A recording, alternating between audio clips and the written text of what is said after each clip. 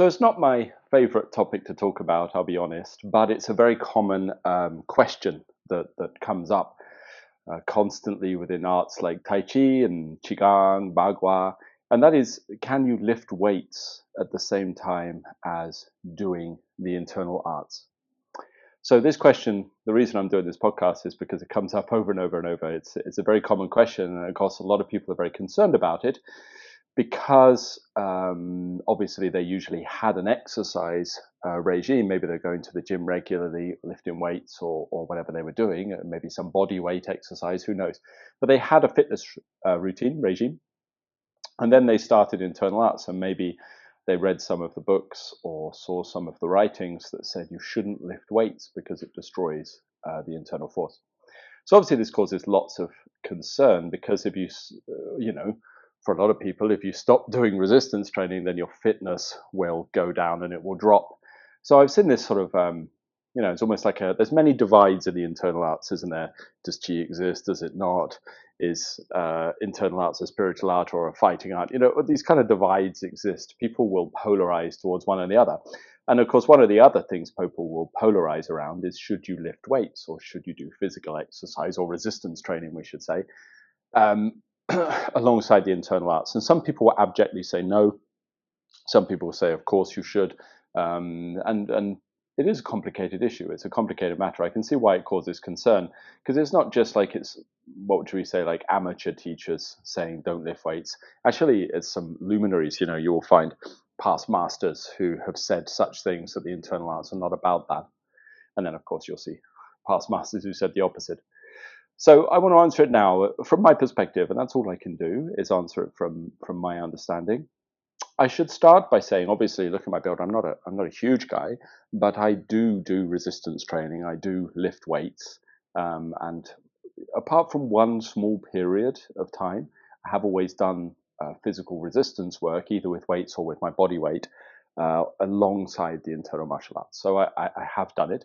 But I'm also in the middle between the two, because I do understand the limitations of weightlifting or resistance training or physical training of that sort alongside these arts.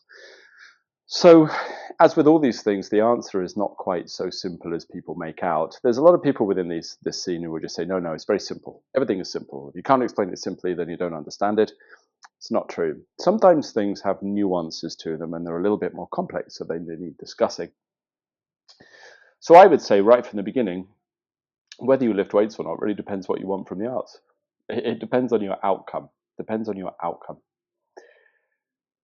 So I'm going to preface this. I'm going to before I go into whether you should lift weights or do resistance training, go to the gym or do cardio, even alongside arts like Bagua or Qigong. I want to first point out that actually what people don't realize is martial arts on their own often are not a form of exercise. And that confuses people when I say that, but let me explain why. Say your martial art is based on forms. So I'm mostly talking about traditional martial arts rather than MMA or boxing or something like this. I'm talking about traditional Eastern martial arts. Now, for a lot of people, the way they do martial arts is not really exercise, and I'll tell you why. It's because your system is often based on forms, all right? And if your system is based on forms, whether you have 5 forms, 10 forms, 86 forms, who knows? Like some systems have ridiculous amounts of forms. Arts like karate fit into this category, Shaolin, Taiji, even if you start learning all the weapon forms and all these kind of things. If you have that kind of side to your training, and this is the mainstay of what you do, you'll find that there's a process everybody goes through, which is at first when you do the movements in a form, especially a very fast form like karate or long fist Shaolin or something like that, they will be exercise because your body is not used to making the shape. So when you do your punch and you agiyuki like this, if you're in Japanese arts, and you're making these shapes, your body is fighting itself. You've got all the resistance in your body, and there's all the effort of moving your body in these shapes and pulling that soto uki in like that is building on that power. And of course, for beginners, it's very hard work, and you start to sweat, and people can lose a lot of weight when they start if they're overweight, and it can be an amazing form of exercise. But then what happens is after a while is the movements become natural to you. So if I use karate as an example, but of course it doesn't matter. It could be any external art or whatever. After a while, my body just gets used to these shapes. Okay, it gets used to these patterns that it's running. All the muscles start to line up and they don't fight themselves. So now everything is very, very smooth. And of course, if you watch someone who's performing a martial art, a beginner will look kind of clumsy and tight. And then by the time you get to the sort of intermediate stages, people look smooth and everything's moving bang in the right direction. Everything cracks in one go, the whole shape is formed. Japanese arts, Chinese arts, doesn't matter. But of course, then what happens is now your body is doing the form or the kata or the movement, whatever it is, efficiently. It's not really any exercise anymore. Your body has become so comfortable at doing that movement, it's no longer being exercised. It's learning efficiency, of course, but you're not resisting yourself. You know what I mean? So there's no work involved.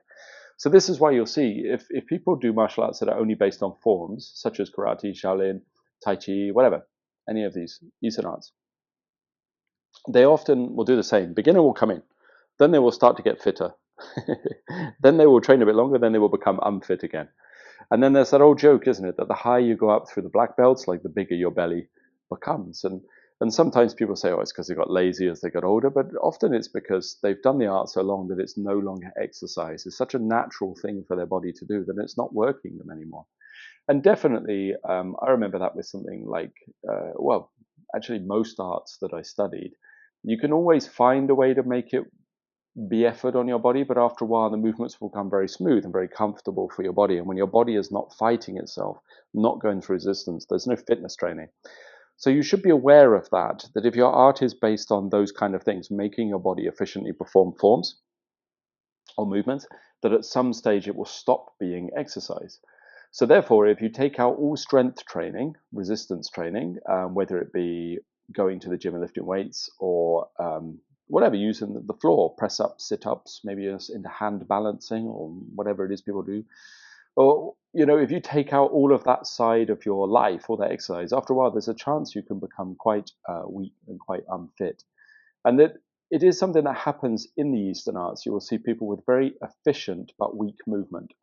So therefore, most arts should have, a lot do, a lot will have their exercise as well, but all arts should have some kind of training. Sometimes they call it Gong Li in the Chinese arts. Sometimes Gong Li refers very specifically to just physical stuff, but sometimes Gong Li actually, some systems will talk about it more in an internal way as well. They'll use the term Gong Li to talk about sort of dragging and stressing of the fascial lines as well. So it really varies how people discuss that term, but they should have some kind of strength training, power training, resistance training, essentially. So when we get down to it, if we want to make our arts work in the most efficient fashion possible, or the best fashion for us, not only do we want to make our movements more efficient, our ability to move our body smoother, faster, we need to learn the choreography of the forms and everything the form is teaching us, we also need to maintain our health. A large part of our health is our strength, and our strength is built largely through resistance. It's built under pressure. Sometimes people think internal force is different, like you just build enough qi and then through your Qigong and then your martial arts will have enough power, but that's not the case actually. Even if your model of your arts uses qi, then essentially the qi still has to move into the cavities of the body, if you like, and push open the connective tissue, which I'm sure many of you will understand who train in this way. So therefore, when the qi mobilizes the connective tissue will have to be strong, okay? And so therefore, the connective tissue will have to be stressed. So there's even specific ways within the internal arts, especially, of training the two different layers of the body. So when you get a bit further down the line, there's a difference between, sort of cranking dumbbells to build the biceps, sort of standard, sort of external stuff, or there's other ways to use weights, other ways to use resistance, so that whilst it still does the outside muscles, the biceps, we might say, to a certain degree, it will, to a larger degree, move the connective tissues on the inside and start to make them thicker. So it's not an exact model, and of course, people with understandings of human physiology might argue with the way I'm defining this, but just as a model, you can think of it like this. If you have your muscle on the outside, you might have your connective tissue inside that muscle or underneath that muscle, filling the spaces, going around the sort of striations of the muscle. And in classical medicine, or classical Chinese thought, classical Chinese thought, they tend to think of the connective tissue that we're working on being between the muscle and the bone. It's kind of in the space between the two. So obviously that's not so literal, but if you think of it like that, it's easy to understand how this works. Because if it's between the bone and the muscle, So maybe this is the bicep on the outside, and then I got the connective tissue underneath the bicep, then I got the bone.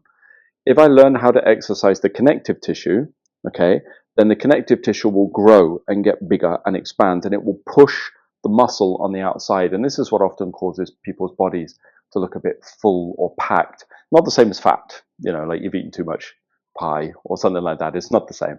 There is a quality where the internal artist body looks inflated, and it looks strong but not ripped, I should say. I mean ripped. I don't mean ripped injured. I mean ripped in the case of, winning a bodybuilding competition or something like this. And this pushing out and filling of the body is because the internal artist has learned how to stress the connective tissue, if you like, the stuff that in the model they use for Chinese arts is between the muscle and the bone, and this has grown thick. So you have a phrase within the internal arts, mostly associated with Tai Chi, but I think it's safe to say you could probably accredit it to most of the internal arts, is your body should be like steel wrapped in cotton. Most Tai Chi people have heard this, and there's different ways to define it. As with all of these kind of phrases from the classics, it can be understood on different levels. But on the level of the physical body, the cotton on the outside is the surface muscles. They want to be relaxed, and the steel, or the iron, the steel wrapped in cotton, is on the inside underneath the muscle. So basically that the connective tissue between your bone and your muscle is pulled taut and built. So conventional weightlifting, if you like, would make you cotton wrapped in steel, shall we say. You would become cotton wrapped in steel, solid on the outside, squishy on the inside. This would be what conventional weightlifting does according to Chinese martial arts thought. So if I do a conventional weightlift like this, I lift this golden bulldog up, down. Oh, he's really light. I thought he was going to be heavier. And I lift him up and down like this, and the bicep builds because I'm lifting a weight. What I'm doing is I'm building the outside, okay, the outside, meaning it will become solid and built, but the inside, the space between the muscle and the bone, actually doesn't really build, okay? The layer where the internal force is doesn't build. So we would say you are steel, you are cotton on the inside, wrapped in steel on the outside. Okay, and that's conventional exercise, resistant work. So Chinese martial arts, and not just internal arts, I think that many of the Shaolin systems do it as well, and even the definition of internal external is a little blurry sometimes, isn't it? As I'm sure you know. But other more external arts, shall we say, for simplicity's sake, even they would do this, that they learn to then transfer the power off of the large muscle groups on the outside to the inside, so that you stretch open all the connective tissue and stress it and build it. So what you get is steel on the inside and cotton on the outside. And obviously Tai Chi thought this was so important, they put it within its classical text. So then if you look at how you do that, there's two components, one of which is Qi, to mobilize the insides. So this is back to that sort of bone of contention, is Qi real or not? Yes, it is. It depends how you define it. There is something that is produced as a byproduct of internal training if it's done correctly, which is quite rare these days. A lot of people don't know how to find it. But if you know how to find the Qi within the body, what it does is it mobilizes and wakes up what we call the insides of your body. Essentially, it causes the connective tissues to kind of animate and come to life. This is why internal martial artists, when they move, you can see it looks like things move around under the surface of the skin. That life within their body is the connective tissue waking up, and it wakes up because the Qi goes into it. Then the next stage is to stress those connective tissues after they are awake, and then they will start to build. They will start to build, and now you can find the steel. So if you can understand that, you can see that this is why some internal arts teachers, masters even in the past, it's not like it's nobody's, it's quite, the high up guys have said, don't lift weights, okay, don't go to the gym. Now the reason they're saying that is because they're trying to stop people build the outside of the body, building the biceps, the triceps, the big muscles on the outside, because they know that if those become too contractive, too much mass, too tight, then the inside can't wake up, so the connective tissues can't wake up. So if I were to look at the advice of don't lift weights, depends what you want. Realistically, if you want internal movement and you want the internal arts, I would say if you have the correct method, if you understand how to build the qi and mobilize the connective tissues inside, your system contains that kind of instruction, then you kind of leave resistance training and lifting weights until you've got to the stage where the connective tissues mobilize. I would say that's probably a more accurate way of doing it. Then when the connective tissues are mobilizing fine, you may as well go back to resistance work because it will make you a lot stronger and a lot healthier. So you can think of it like a set of scales, yeah? On one side, I've got conventional muscle, shall we say outside muscle, and on the other side of the scales, I've got the connective tissues and the insides mobilize my qi.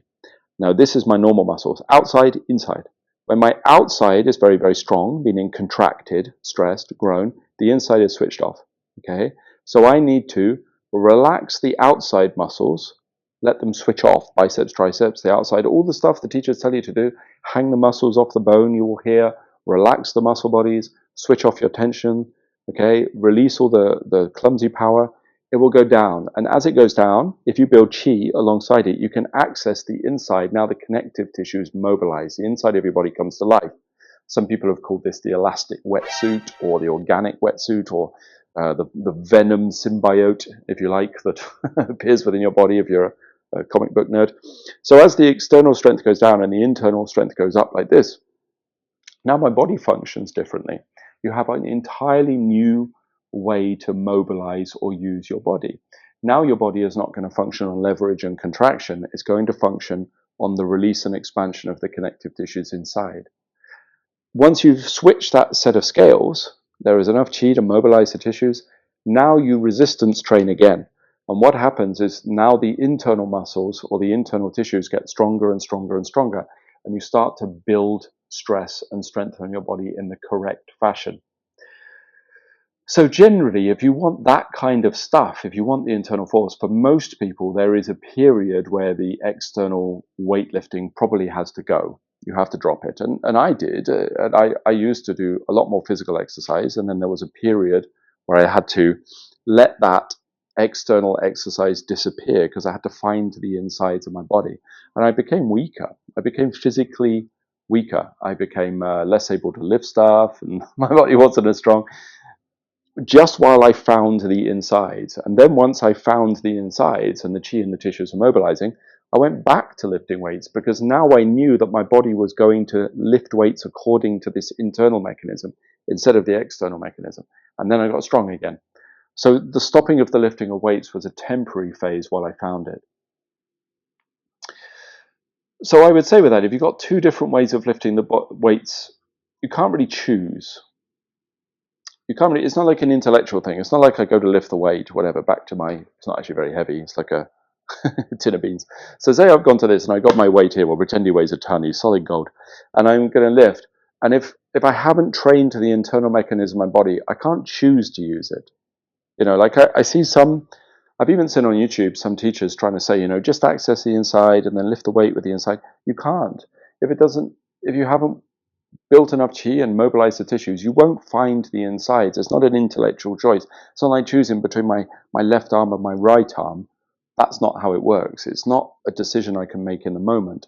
In the same way as if I've woken up the internal body, shall we say, and all the connective tissue is moving according to the internal arts, I can't then choose to lift with the outside muscles.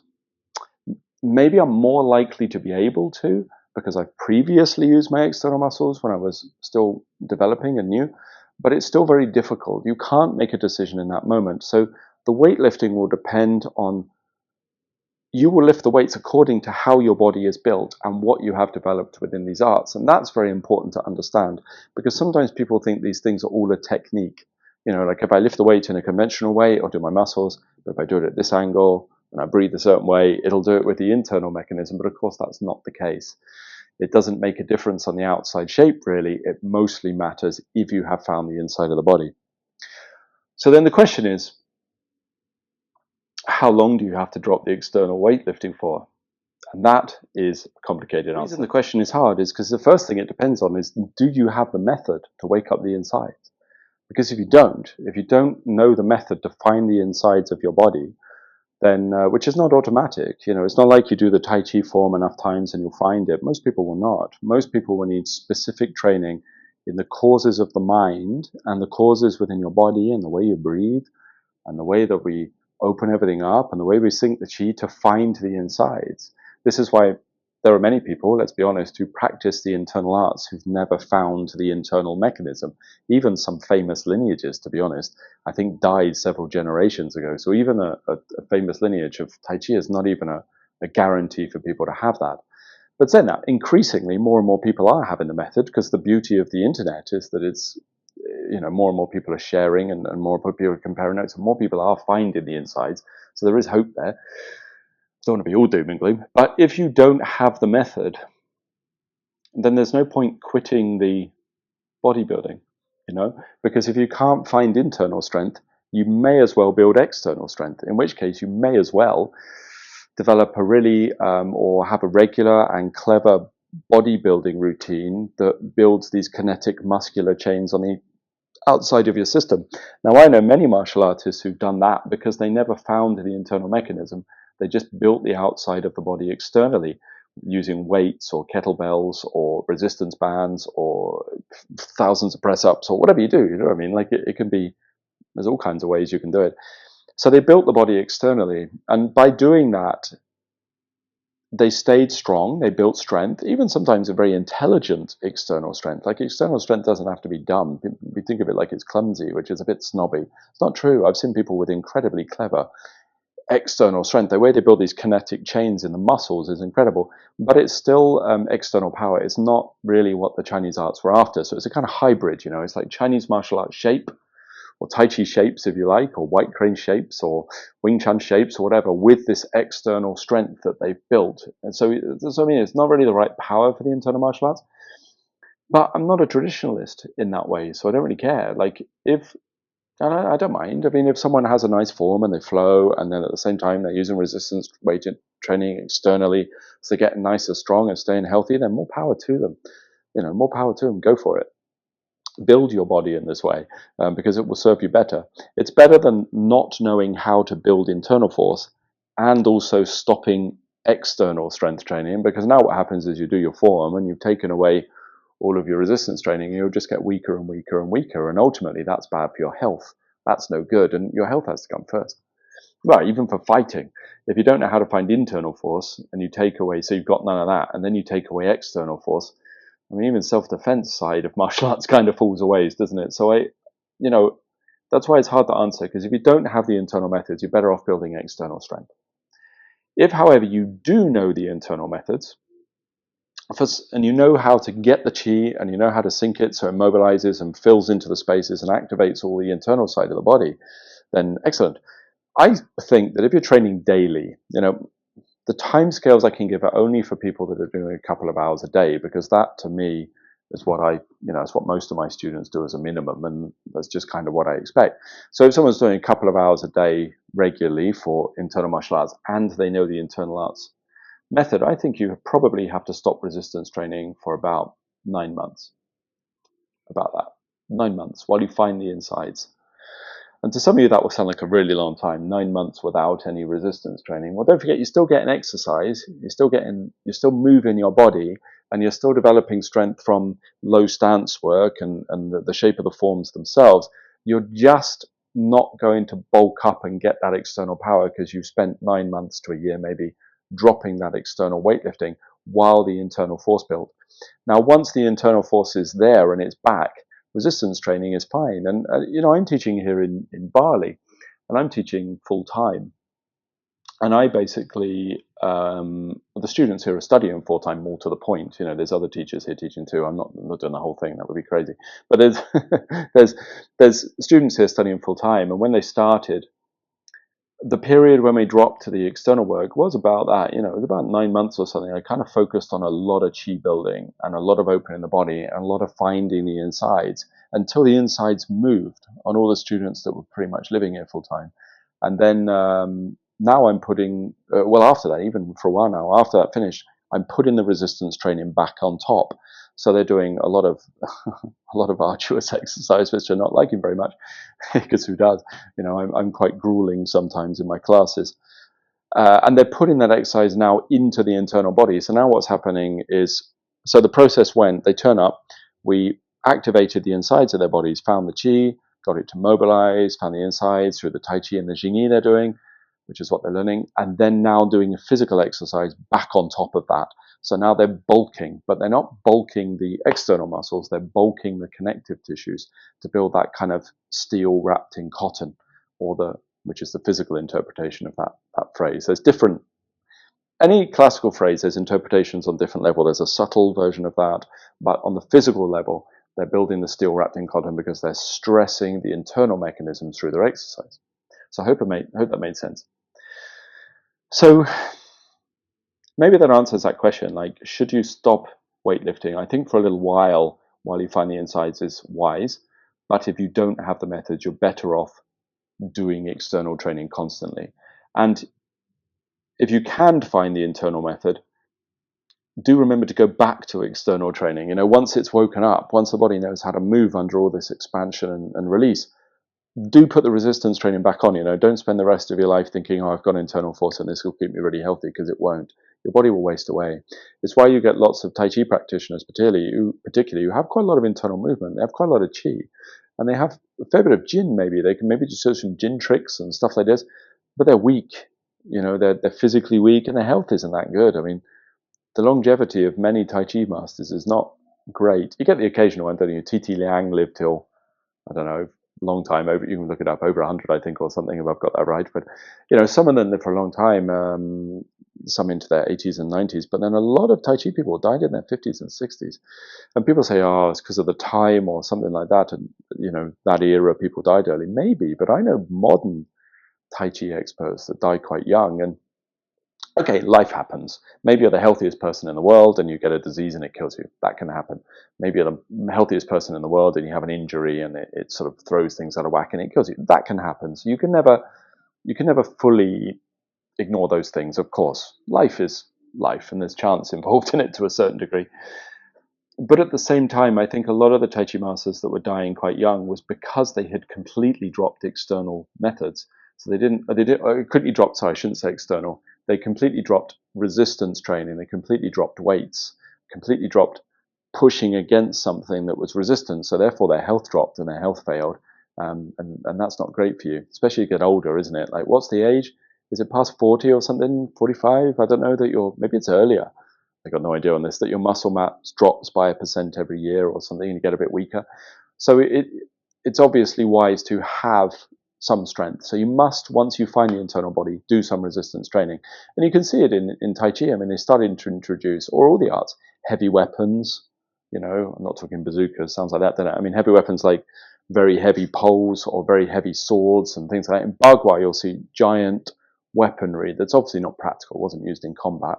It's like a dwarf picking up a giant sword or something, you've ever seen it, but it's the weight and it's the sheer pressure that an object puts into your body. Or sometimes you'll see Bagua practitioners with rings around their arms or holding weights in their hands while they're circle walking like this. And that's all resistance training, essentially resistance training that is being put onto an internal body. You'll see people don't do those large weapon training or anything right from the start. They do it once the internal mechanisms are switched on. So hopefully that made that clear. That's my view on weightlifting. I will now branch off into a couple other topics. First thing I do is argue with myself. There's no one here to argue with me. I'll do it myself. Some of you will argue in the comments, I'm sure. But I will argue with myself now. And what I will say is there is an exception to that. Exception to everything I've said. Is that sometimes I'll get people come into a martial art class and they're really weak. They're just weak. They've never done any exercise in their life. Maybe they've spent their life smoking weed and playing video games, or maybe they got an office job, or maybe they've been in university, who knows? And so some people will turn up, bad posture, weak, flabby, no muscle, no strength, no stamina, no cardio. Those people will turn up. I ignore everything I just told you. I ignore everything I just said. I don't think, oh, we'll wake up the internal body for these guys. I think there's a stage they need to do before that, which is they need to get strong first. Because you can only let go of something you already had, So if you never had external strength and you never had external exercise, how can you let go of it in order to find the internal? You can't. So it's a saying that my dad used to tell me actually, and it's very true, is you can't rise above what you can't do. And I always kept that rule in life in mind. It was like a motto that stuck with me. A few of those things I was told in early life stuck with me, and that one always rung true. You can't rise above what you can't do. So if I wish to, if you say rise above conventional strength, not that there's anything wrong with conventional strength, but I want to look for a new form of it, I have to have conventional strength first. It's just a weird cosmic rule. So I have to, if I get these people come in, or students who have never done anything physical, which is very common, especially these days, isn't it? These days people can work on the internet, and there's no shame in smoking weed and playing video games and not doing anything with your life. That didn't mean to sound so harsh, but there's no shame in that. So what happens is when those people come along is they have to build external force first. It's like there's a stage they haven't yet got to. So they just have to do lots of exercise. So I don't even worry about internal force for those people particularly. I just build them up. And once they got that weight, that strength, which they have to do by going to the gym, doing resistance training, doing lots of push-ups, the normal things that people would do for the outside body, only once they have that, and they don't need to be jacked, they don't need to look like Arnold Schwarzenegger or something, but they just have to have some strength in their body, then we can start to think about letting that go a little bit to find the internal mechanism and then to put the strength back on. So you get this weird process where you need external power, let go of it so we can find internal power, and then put the resistance back on top to create a higher degree of internal power. And if you do it in this way, if you know how to do this, the combination of the chi mobilizing, sinking and mobilizing, and the resistance training onto the connective tissues, you'll get very, very strong and very, very healthy. It's crazy how strong you are. I mean, I'm very strong. Like conventionally, I'm very strong in a standard fashion, and I'm not. It's not like I'm hugely muscly or anything. Not at all, you know. But it's because the internal mechanisms are there. So when I go to lift something, look at this. This weighs a solid gold. No, I'm lying to you. It doesn't weigh anything. But you know, like if I want to lift a weight up, or I wish to grab a person and move a person or something, it's very easy for me to do so, or I'm very strong in that way because the internal force is very connected. So what it means is when you grab something and move it, you feel it pull across your entire body. Like you grab something and you go to do an action and you pull, even a gym, you know, and I get the handles and I pull like this to lift the weights, you feel it. It's not just the normal weights. How do I explain this? Okay, yeah. So you know when you go in a gym and you sit on a weight, there's like a drawing, isn't there? And they shade in red or something or black. The muscles that it's working is, it's working the chest and the biceps. Okay, no problem. And if you do it in a conventional way, you kind of feel that your body will brace and then those muscles will engage while you do the work. But if you've got the internal mechanism going, what happens is when you grab it, often you don't feel it in those muscles. And instead what you'll feel is like a stretch across the entire body. So you grab the weights and you go to lift, and I feel it pull behind my ankle and inside the calf, somewhere near the bone, something underneath the ribs. Diaphragm's usually involved. Sometimes it pulls up behind the ear, and then you'll feel it kind of stretch and mobilize, and then the weight will lift. So it almost makes the piece of equipment irrelevant in a way, not totally, but the accuracy, say you're using gym equipment, the accuracy of the diagram of what muscles are being used doesn't really apply anymore because the whole body is connectively being used to lift everything. So it doesn't matter whether I do a chest press type movement or a pull down for the lats or something like that, or even a curl for the biceps. You might still mostly target that part of the body, but the rest of the body will support it in this elasticated way. And if you have a lot of internal force, when you start to lift that weight that way, you'll even feel the chi mobilize. You know, that pressurization of the chi pushing into all the chambers of the body will come in order to switch the internal mechanism and for you to lift it. It's a very fascinating process. And if you can get the body to do this, all of a sudden, like the heavy pole in Tai Chi and the heavy weapons that you use, the sword and that, or even holding weights or rings in Bagua, all of a sudden they take on a different meaning because you don't get that same sort of contractive, localized muscular fatigue feeling. You get an all-over stretch across the entire body and you feel how the weight is loaded onto the steel of the internal mechanism that you're building while the outside stays soft cotton. This is why you'll often see Tai Chi teachers do a demonstration where they're doing the form and they're very low in their stance and loading all their body weight into their legs, and they'll have a student or something touch their their thigh muscles and it's still soft. They can see that the outside muscles are still relaxed and switched off. And it's because they're transferring their force. They've trained to get the force off of the external muscles onto the internal muscles. Okay, and this is what we're talking about. So it's kind of a long answer, isn't it, into weightlifting. Is it a good idea? I think that in that phase, if you do have the internal methods and you know how to access the inside of the body, and you're going for that phase where you switch off doing, or you kind of leave the external training for a bit, it's still okay to do some exercise. So what I do is, whilst people are doing that kind of training, I still get them to do body work stuff. So even on the stage where I'm saying don't go to the gym, don't do resistance training, I still get them to do, like 20 press-ups, 20 sit-ups or something like that. So they're maintaining a basic level of health, shall we say, a basic level of fitness, because I think 20 press-ups and 20 sit-ups is nothing. Anyone should be able to do that. It's, especially if you're a martial artist. If you're a martial artist, you can't do 20 push-ups and 20 sit-ups, then maybe you need to relook at what you're doing, because that level of exercise is what I consider normal. So even on that phase where I'm saying don't do resistance training, I'm still getting people to do that kind of exercise, 20 push-ups, 20 sit-ups, which is nothing. It's not enough to bulk you. It's not enough to keep you locked in the external mechanisms of your body. It's not enough to cause lots of muscular contraction and tightness, but it's enough just to make sure you don't turn into a complete pudding while you're in that phase of finding the internal body. So this is my explanation of this kind of idea of weightlifting. If you want to find the internal mechanism, there's a period where you drop it, but it's really not that long, especially not in the grand scheme of the entire of your life. And then once you've found the internal mechanism, you can do a lot of resistance training, like a ton. I grapple and I wrestle. That's resistance training, the other person's body. And I have a gym in my house. This is my house. This is my hangout space, and where I socialize. You can see the pool table and hang out. And I have a training room over on the other side of the building that has gym equipment in it.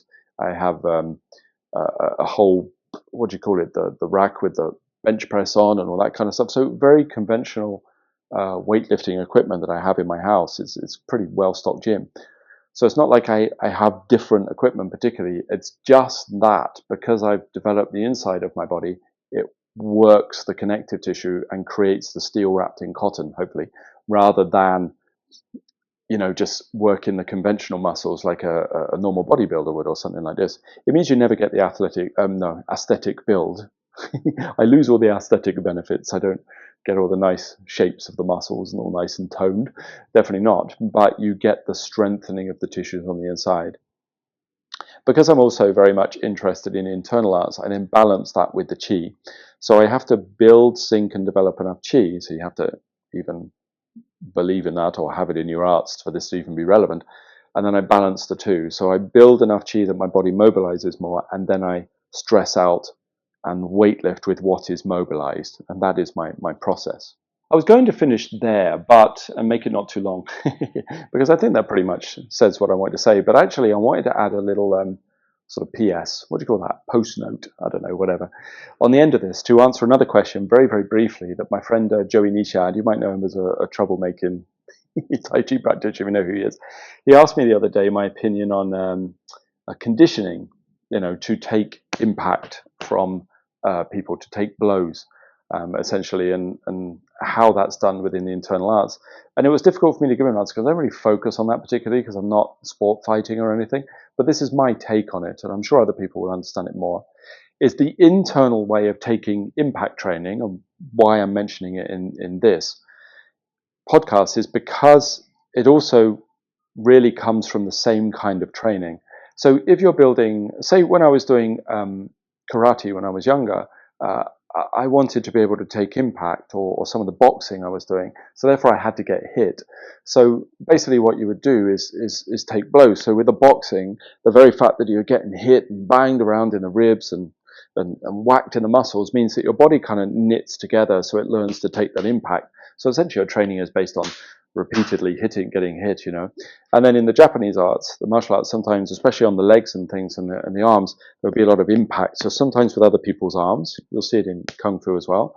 or sometimes with sticks or bits of wood banging the body to knit together the kind of muscles, the muscle tissue. So they kind of knit together to give you a lot of resistance. And you can see lots of the Okinawan arts and things where they hold and go like this and engage the muscles in a very specific way and then repeatedly take impact to knit the body together. So what you get is a kind of muscular protective shield across your body.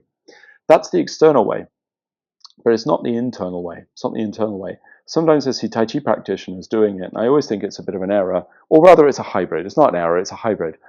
To hit your body with sticks and stuff to, or to have people, you see people stood like this and people slapping them to, basically, or hitting them to build the power in an external way. I think that's a hybrid. That's the same as doing a Tai Chi form, don't really know how to build an internal force, you just lift resistant weights and create that external internal hybrid. It's the same with the hitting as well, you know, because when I hit like that, what happens is you knit together the tissues and create this sort of thick layer that makes you very resilient to being hit. But it's still on the outside. It's the outside. It's the wrong layer. And sometimes when people say, no, we change materials. I see this in the internal arts. We start with like, I don't know, brush. And then we go to wood. And then we go to metal. And this penetrates deeper to the bone. It doesn't, okay, maybe arguably it does if you sit on that. But it still knits together the external layers. It's still not the internal layers. So internal arts are built differently. And you get something like, so external resistance, you know, to take damage, sort of resilience training, to build that is called iron shirt. And most of the external stuff I'm talking about, or at least how I was taught it was called iron shirt. And I did quite a lot of that when I was younger, and I quite enjoyed it. It gets quite, you know, sort of sadomasochistic of building this iron shirt. But the internal arts don't really build iron shirt, or that's what I was taught. They build golden bell cover instead, they talk about. And golden bell cover is a different thing. So the Chinese names don't really matter, you know, but essentially golden bell, if you want, or the resistance to be able to take an impact in the internal arts is based on something else. It's based on exactly what I'm talking about here. It's the external is let go of, becomes cotton.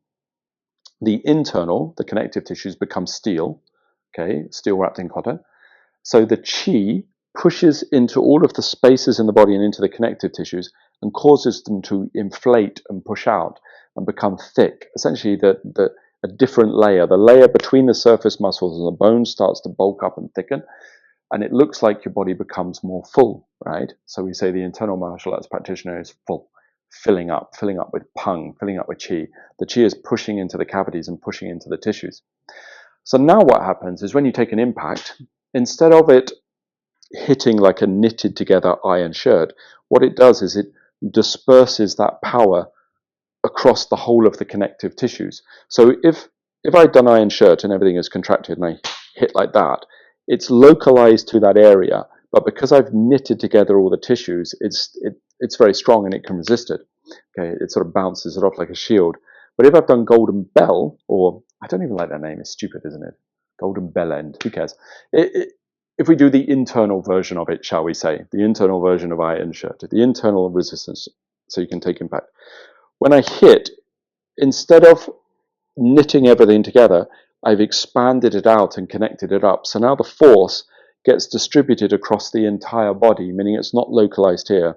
So I'm not a scientist, but if you had 100, so we say, of whatever the thing you're reading it with is, if your power is 100 when you hit here, it disperses over the body. So instead of becoming 100% impact here, it's 1%, 1%, 1%, 1%, 1%, 1%. You know what I mean? Like it's over the entire body. So it means that the force is greatly reduced. And I find that when I'm sparring or even in applications, allowing people to hit me or something like that, I don't really feel, like obviously it can be too strong. It gets a roundhouse to the liver is never awesome, to be totally honest. But if you're getting hit on the body and you have the qi filled into it and you've done the internal training, so you have steel wrapped in cotton, the force spreads across your body. So you feel your whole body just kind of adjust, but the force is not localized to a point. So it's like you're taking a solitary point like this and you're turning it into a large spread area across your body, which reduces the impact. So the reason they do this is because, well, I think it's just a byproduct of the internal training. If you're doing it properly, you're filling with qi and building the resistance, you're causing stress into the internal mechanism so it all connects up. And the other reason is, I think, because the view of everything tightening and contracting was a bit stagnating in the body, and they didn't really want that. They wanted the qi and the blood to flow. Remember, a lot of Chinese medicine beliefs are mixed in with martial arts, aren't they? Chinese martial arts. So they wanted everything to flow smoothly through the body. So that's how the impact training is done on the internal arts. Of course, the next stage is you can take it further, and you have things like neutralizing jin, hua jin, things like this, and then that is another way of receiving force. That is deeper. Okay, Zhongding and Huajin is another topic, but I'm literally just talking about the sort of surface level impact that your body takes when you get hit, and built that way in the internal arts. Having done lots of, bang, getting hit in the external arts, and then actually sinking the chi and opening up and take an impact in the internal arts, I will say that actually I can take more impact from the internal arts than I can from the external arts. Okay, it wasn't that way at the beginning, but because I spent years and years focusing on that, I can take more impact from internal arts body conditioning for sure. Obviously, only in some places. End of your nose is not very nice. On your jaw's not too good, but certainly on the body and the fleshier areas of your fleshy areas, your body, you can take a lot more. So hopefully I covered a bit in here. I know it's probably a controversial one again, because people have their ideas around whether you should lift weights or being strong and stuff like that. And do remember that I'm saying if you don't have the internal methods, you're better off doing external strengthening. You really are, because you'll stay a lot healthier. And the other thing is, if you started weak and you need some exercise, do get strong first. So once you've done both of those things, say you're already strong and you've got the internal method, that's the only time I would then say we need to let go of all the resistance training, so you can song, so you can release, so you can let go of the outside and find the insides. Then when you find the insides, we put the weightlifting back on. So my version of it is not that you it's not that you don't lift weights for the internal arts. You don't lift weights in the internal arts at a particular stage in your training. And once you're past that stage of training, you can carry on. You do have to make sure you're not stupid with it, though. You know what I mean? You'll never be able to that level of strength training that your blood vessels are bursting, you're nearly shitting yourself with the effort as you're going up and down. You'll never be able to do that level of weightlifting. That's always going to contract your body. But you can go back to the gym and you can do a sensible amount to stay strong. So hopefully that helped, and I hope lots of you have access to the internal methods these days. Lots of internal systems do contain such things. And if you can find it, you can build the internal body. It's a very fascinating process. So good luck to you.